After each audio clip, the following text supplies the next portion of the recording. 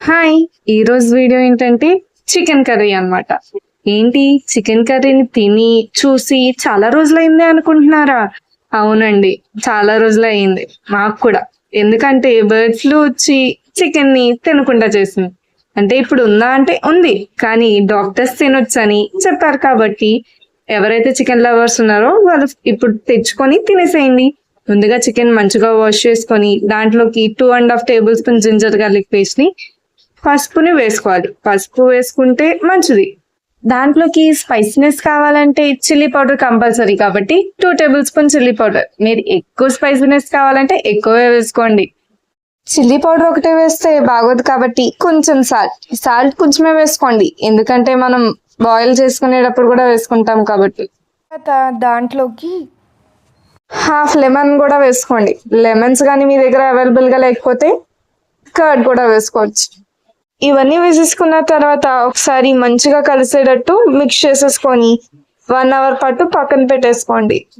మీ దగ్గర అంత టైము లేదు, ఓపిక లేదు అనుకుంటే హాఫ్ అన్ అవర్, బాబోయ్ అంతసేపు ఆగలేమో అనుకుంటే ఒక 2 మినిట్స్ మ్యారినేట్ చేసుకొని మంచిగా వండేసుకోవచ్చు. మ్యారినేట్ చేయండి అంటున్నాను కాబట్టి దానిపైన మూత ఉండాలి కాబట్టి మూత పెట్టేసి హాఫ్ అన్ అవర్ 1 అవర్ పక్కన పెట్టేసుకోండి.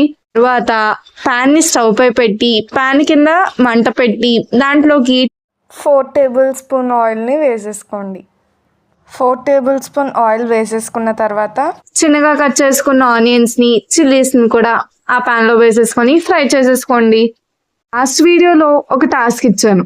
ఆ వీడియో చూసిన తర్వాత 5 సబ్స్క్రైబర్స్ కానీ పెరిగితే నేను ఫస్ట్ కామెంట్ చేసిన వాళ్ళకి గిఫ్ట్ ఇస్తా అన్నాను.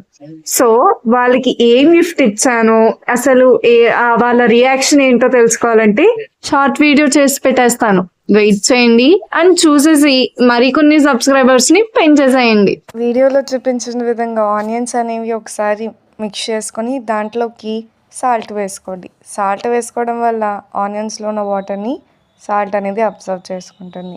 సో ఆనియన్స్ అనేవి వేగ ఫ్రై అవుతాయి. ఆనియన్స్ అనేవి ఫ్రై అయిపోయిన తర్వాత దాంట్లోకి మనం ముందుగా మ్యారినేట్ చేసుకొని పక్కన పెట్టుకున్న చికెన్ని కొంచెం కొంచెంగా వేసేసుకోండి. చికెన్ని మంచిగా మ్యారినేట్ చేసుకొని పక్కన పెట్టుకోవడం వల్ల మనం చేసే చికెన్ కర్రీకి ఎడిషనల్ టేస్ట్ వస్తుంది కాబట్టి మేము ముందుగా మ్యారినేట్ చేసుకుంటాము. మీరు కూడా ఇలా మ్యారినేట్ చేసుకొని ఒకసారి చికెన్ కర్రీని ట్రై చేయండి. అయితే మీరు కూడా ఈ చికెన్ కర్రీ టేస్ట్ని ఎంజాయ్ చేస్తారు. అంతలోకి చికెన్ కర్రీ అనేది కొంచెం బాయిల్ అయింది కాబట్టి ఒకసారి మంచిగా మిక్స్ చేసుకోండి. మిక్స్ చేసుకున్న తర్వాత ఒక 5-10 మినిట్స్ వరకు మూత పెట్టి ఉంచండి. తర్వాత మూత తీసి చూస్తే మనకి చికెన్ ఉన్న వాటర్ అంతా బయటకు వచ్చేస్తుంది కాబట్టి ఆ వాటర్ అనేది మొత్తం ఇంకిపోయేంత వరకు బాయిల్ అవ్వనివ్వండి.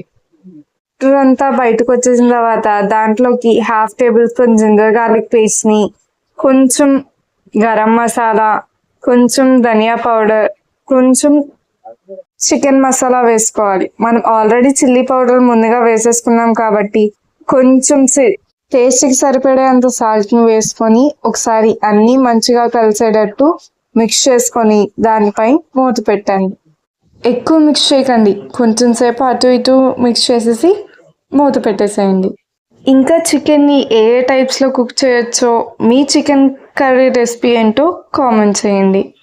ఇలాంటి సింపుల్ ఈజీ రెసిపీస్ కోసం మా ఛానల్ని సబ్స్క్రైబ్ చేసుకోవడం మర్చిపోకండి. ఇంతలోకి మన చికెన్ అనేది మంచిగా మిక్స్ చేసేసుకున్నాం కాబట్టి దానిపై మూత పెట్టేసుకోండి.